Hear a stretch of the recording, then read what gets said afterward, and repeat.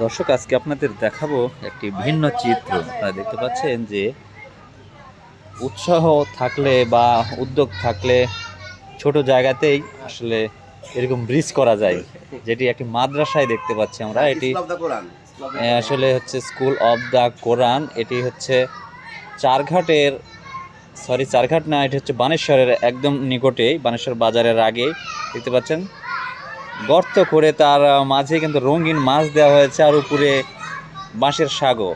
ছোট বাচ্চাদের আসলে খেলাধুলার যে মাধ্যম, তার মধ্যে কিন্তু এটি একটি অন্যরকম। তার পাশেই দেওয়া হয়েছে অনেক ফুলের গাছ, আসলে মৌসুমি ফুল যেগুলো।